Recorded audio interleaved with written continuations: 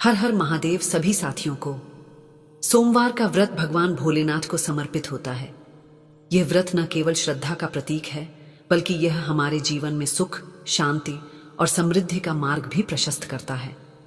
कहा जाता है कि जो भी सच्चे मन से भगवान शिव की आराधना करता है, सोमवार का व्रत करता है और उनकी कथा श्रद्धा से सुनता है, उसके सारे दुख, कष्ट और बाधाएं दूर हो जाती हैं। भगवान शिव अपने भक्तों पर हमेशा कृपा बनाए रखते हैं और उनके जीवन को धन, धान्य, प्रेम और खुशियों से भर देते हैं। इसलिए सोमवार व्रत कथा सुनना केवल धार्मिक कर्तव्य नहीं, बल्कि आत्मा को शुद्ध करने वाला एक पावन अनुभव है। आइए हम सब मिलकर भोलेनाथ की महिमा का गुणगान करें और उनका आशीर्वाद अपने जीवन में प्राप्त करें। प्रिय साथियों, कथा को अंत तक अवश्य सुनें। भगवान शिव की कृपा प्राप्त करने के लिए कमेंट में हर हर महादेव अवश्य लिखें। अब प्रारंभ करते हैं सोमवार व्रत की यह दिव्य कथा। बहुत समय पहले की बात है, एक ऐसे कालखंड की जब देवों और मनुष्यों के बीच का अंतराल आज जितना गहरा नहीं था। उस युग में काशी नगरी से कुछ दूर एक छोटा सा पर समृद्ध व्यापारिक केंद्र था। इसी केंद्र में धर्मदास नामक एक व्यापारी अपनी सूझबूझ, ईमानदारी और परिश्रम के लिए विख्यात था। उसका व्यापार दिनों दिन फलता फूलता था। रेशमी वस्त्रों से लेकर मसालों तक उसके गोदाम हमेशा भरे रहते थे और उसकी दुकान पर ग्राहकों की भीड़ लगी रहती थी।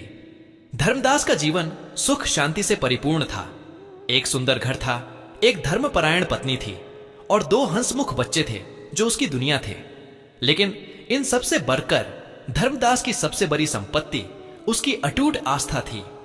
वह भगवान शिव का अनन्य भक्त था।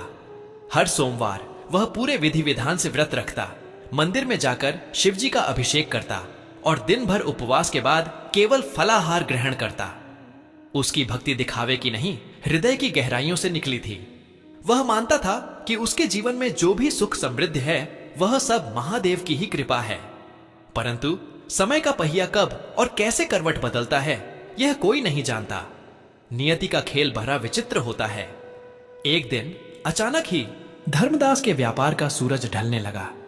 पहले तो यह धीमा धीमा अदृश्य सा बदलाव था।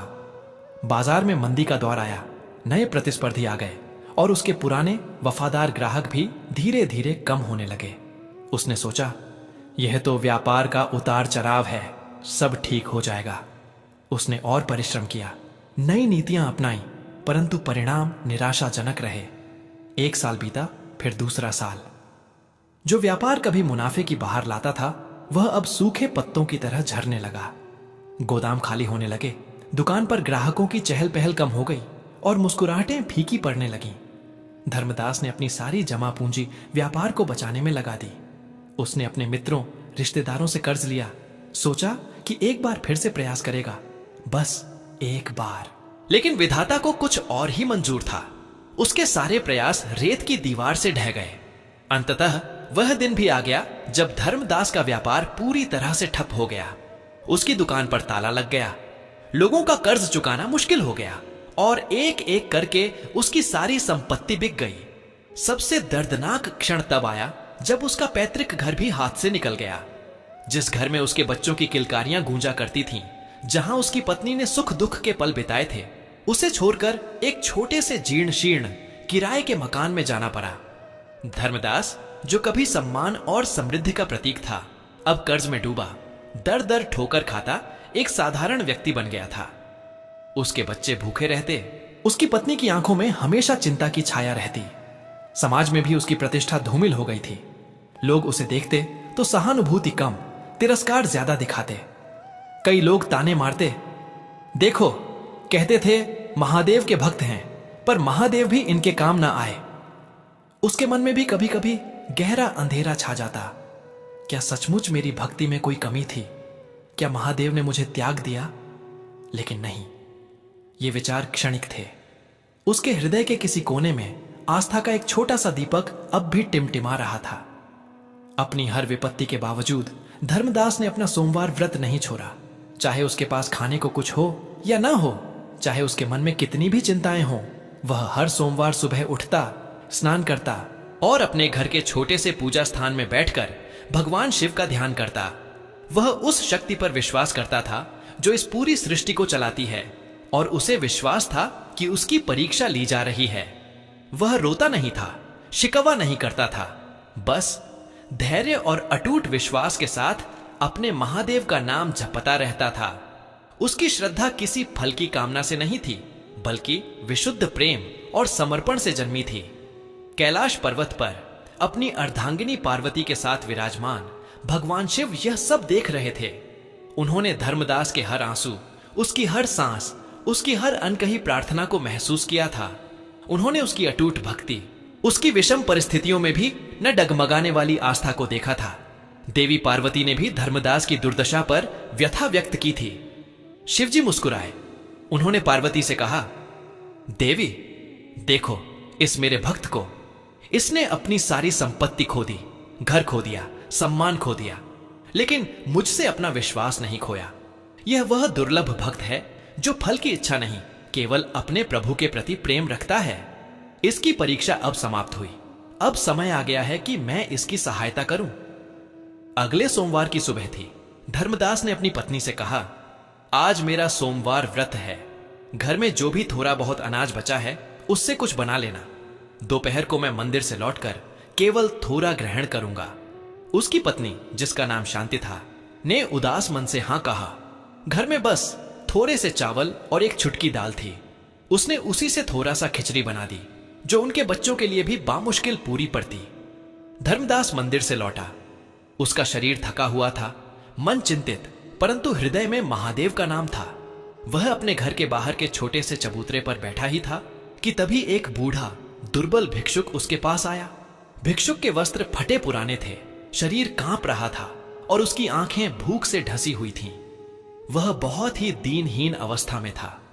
भिक्षुक ने कराहती हुई आवाज में कहा, हे पुत्र, मैं कई दिनों से भूखा हूं। मेरा शरीर अब ढाने लगा है। क्या तुम्हारे घर में मुझे एक निवाला मिल सकता है? मेरे पेट में आग लगी है, प्रभु तुम्हें भला करे। धर्मदास ने उस भिक्षुक को देखा। अपने मन में उसने सोचा, आज मेरा व्रत है और घर में जो थोड़ा सा भोजन है वह भी मेरे बच्चों के लिए पर्याप्त नहीं है। ऊपर से मैं खुद भूखा हूं। यह विचार एक क्षण के लिए उसके मन में आया, लेकिन तुरंत ही उसने उसे झटक दिया। उसके भीतर का सच्चा शिव भक्त जाग उठा। उसने सोचा, यह तो महादेव का ही रूप है जो मेरी परीक्षा लेने आया है। मैं कैसे एक भूखे को अपने द्वार से खाली हाथ लौटा सकता हूं, खासकर तब जब मेरे प्रभु अतिथि देवो भव का संदेश देते हैं। उसने तुरंत अपनी पत्नी को आवाज दी, शांति, देखो एक भूखे अतिथि हमारे द्वार पर आए हैं। जो भी भोजन है सब ले आओ। शांति अंदर से आई। उसने भिक्षुक को देखा और उसका हृदय भी द्रवित हो उठा। उसने अपने पति से कहा, स्वामी, घर में बस इतनी सी खिचड़ी है जो बच्चों के लिए भी पूरी नहीं पड़ेगी। आप भी भूखे हैं और मेरा मन भी। धर्मदास ने स्नेहपूर्वक उसकी बात काटी। नहीं शांति, अतिथि देव का रूप होते हैं और यह तो अति दीनहीन दिख रहे हैं। इन्हें भोजन कराना हमारा परम कर्तव्य है। हमें चिंता नहीं करनी चाहिए, महादेव सब देखेंगे। उसने भिक्षुक की ओर मुड़कर विनम्रता से कहा, बाबा आइए, भीतर आइए। मेरे पास जो कुछ भी है मैं आपको सहर्ष अर्पित करता हूं। भिक्षुक धीरे धीरे अंदर आया और चबूतरे पर बैठ गया। शांति ने अंदर से वह थोड़ी सी खिचड़ी एक पत्ते पर रखकर लाई। वह मुश्किल से एक व्यक्ति का पेट भर सकती थी, और वह भी किसी बच्चे का। भिक्षुक ने खिचड़ी को देखा। उसने धर्मदास से पूछा, पुत्र, क्या तुम सचमुच यह सारा भोजन मुझे दे दोगे? क्या तुम खुद नहीं खाओगे? और तुम्हारे बच्चे?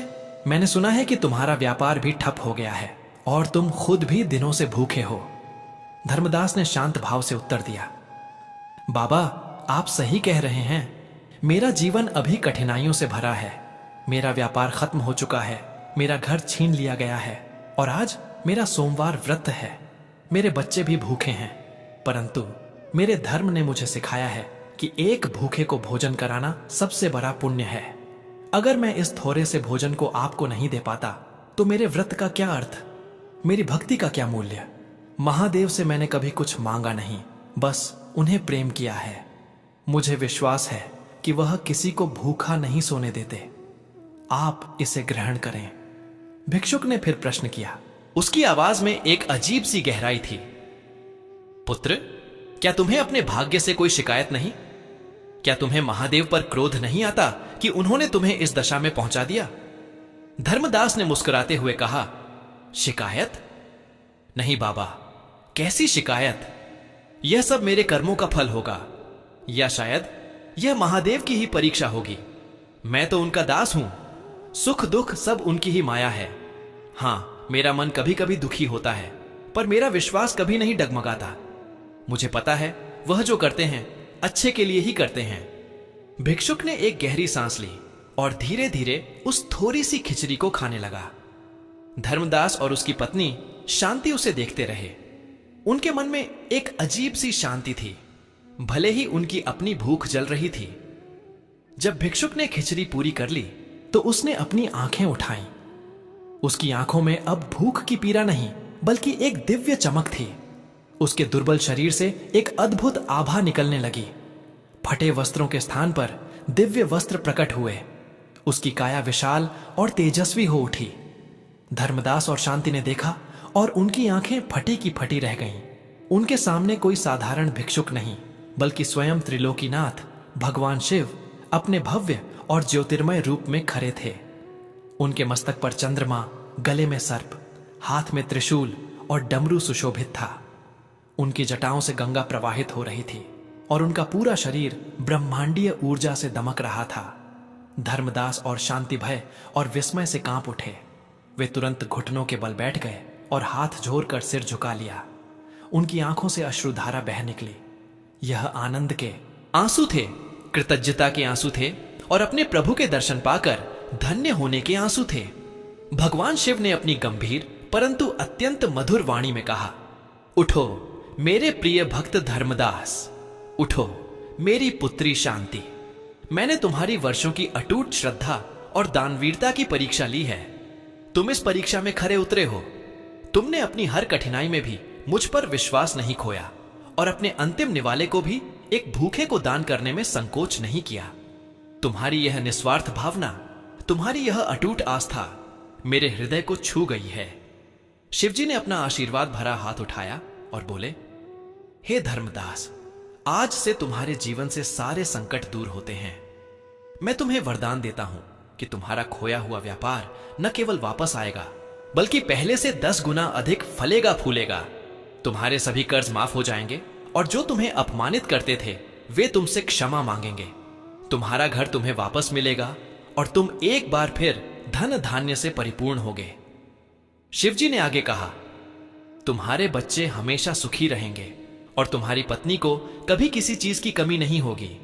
यह केवल भौतिक सुख समृद्धि का आशीर्वाद नहीं है, अपितु मैं तुम्हें मानसिक शांति, आध्यात्मिक उन्नति और संतोष का भी वरदान देता हूं। तुम्हारा नाम युगों युगों तक एक सच्चे भक्त और उदार हृदय वाले व्यक्ति के रूप में स्मरण किया जाएगा। तुम्हारी भक्ति ने तुम्हें वह सब कुछ दिला दिया है जो दुनिया में सबसे अनमोल है, मेरा प्रेम और मेरा आशीर्वाद। इतना कहकर भगवान शिव अदृश्य हो गए, परंतु उनकी दिव्य आभा और उनके आशीर्वाद के शब्द धर्मदास और शांति के हृदय में गूंजते रहे। वे दोनों वहीं खड़े रहे, स्तब्ध, आनंदित और कृतज्ञता से भरे हुए। उनकी आंखों से अब भी अश्रुधारा बह रही थी, पर वे अब पीड़ा के नहीं, अपार हर्ष के आंसू थे। अगले ही दिन से धर्मदास के जीवन में अद्भुत परिवर्तन आने शुरू हो गए। सुबह हुई तो एक धनी सेठ उसके घर पहुंचा। वह सेठ धर्मदास का पुराना ग्राहक था, जिसे धर्मदास ने कभी मुसीबत में मदद की थी। सेठ ने कहा, धर्मदास भैया, मैंने सुना कि आपका व्यापार ठप हो गया है। मैं आपके ईमानदारी और मेहनत से बहुत प्रभावित था। मैं चाहता हूं कि आप मेरे साथ जुड़कर व्यापार करें। मैं आपको सारी पूंजी दूंगा और जो कुछ भी आपका कर्ज है वह भी चुका दूंगा। बस आप अपनी ईमानदारी और सूझबूझ से काम करते रहें। धर्मदास ने विनम्रता से सेठ के सामने अपनी सारी दशा बताई। सेठ ने मुस्कुराकर कहा, मुझे कोई फर्क नहीं पड़ता, मुझे आप पर पूरा विश्वास है। यह सुनकर धर्मदास की आंखों में विश्वास के आंसू आ गए। कुछ ही दिनों में सेठ की मदद से धर्मदास ने फिर से अपना व्यापार शुरू किया। इस बार महादेव के आशीर्वाद से उसका व्यापार इतनी तेजी से बढ़ा कि उसने पिछले सारे नुकसानों की भरपाई कर दी। उसके नए उत्पाद, उसकी पुरानी साख और उसकी नई ऊर्जा सब मिलकर एक ऐसी सफलता की कथा लिखने लगे जिसकी किसी ने कल्पना भी नहीं की थी। उसके गोदाम फिर से भरे रहने लगे, उसकी दुकानें ग्राहकों से खचाखच भरी रहती। जो लोग उसे देखकर रास्ता बदल लेते थे वे अब उससे सलाह लेने आते थे। एक एक करके उसके सारे कर्ज चुक गए। उसका पुराना भव्य घर भी उसे वापस मिल गया। धर्मदास ने अपनी संपत्ति का सदुपयोग किया। उसने गरीबों की मदद की, मंदिरों का जीर्णोद्धार कराया और कई अनाथालयों व विद्यालयों को दान दिया। वह जानता था कि यह सब महादेव की कृपा है और इसका उपयोग दूसरों की भलाई के लिए होना चाहिए। धर्मदास ने कभी अपने सोमवार व्रत को नहीं छोड़ा। अब उसकी भक्ति में एक नया आयाम जुड़ गया था, कृतज्ञता का। वह हर सोमवार मंदिर जाकर महादेव का हृदय से धन्यवाद करता। उसकी पत्नी शांति भी उसके साथ हर सुख दुख में खड़ी रही और उसने अपने पति की भक्ति और धैर्य पर गर्व महसूस किया। उनके बच्चे भी बड़े होकर धर्मपरायण और विनम्र बने। अपने माता पिता के गुणों को अपनाते हुए धर्मदास का जीवन यह सिद्ध करता है कि सच्ची आस्था, निस्वार्थ सेवा और विषम परिस्थितियों में भी धैर्य न खोने का फल अवश्य मिलता है। भले ही समय कितना भी कठिन क्यों न हो, यदि हम धर्म के मार्ग पर चलते हैं, ईश्वर पर अटूट विश्वास रखते हैं और अपने कर्तव्य का पालन करते हैं तो अंततः दैवीय कृपा अवश्य प्राप्त होती है। महादेव अपने सच्चे भक्तों को कभी अकेला नहीं छोड़ते। उनकी परीक्षा कठिन हो सकती है, पर उनका आशीर्वाद उससे भी भरा और असीमित होता है। धर्मदास की कथा आज भी हमें प्रेरणा देती है कि जीवन की हर कसौटी पर हमें अपना विश्वास दृढ़ रखना चाहिए, क्योंकि अंत में जीत सत्य और श्रद्धा की ही होती है। साथियों, इस वीडियो में सोमवार व्रत की पावन कथा यहीं पर समापन होती है। हम कामना करते हैं कि भगवान शिव की कृपा बनी रहे, आपके जीवन में सदैव सुख, शांति, समृद्धि हो और सकारात्मक ऊर्जा का संचार होता रहे। यह विशेष दिन न केवल भक्ति भाव से भर देता है, बल्कि हमारे जीवन में एकता, प्रेम और आस्था का संदेश भी लेकर आता है। सोमवार व्रत की कथा को सुनने के लिए हृदय से धन्यवाद। कृपया अपने विचार और अनुभव कमेंट में अवश्य साझा करें और हर हर महादेव लिखना न भूलें। आपके द्वारा किए गए कमेंट्स न केवल आपको प्रेरित करेंगे, बल्कि अन्य दर्शकों के लिए भी भक्ति और श्रद्धा का स्रोत बनेंगे। हर हर महादेव।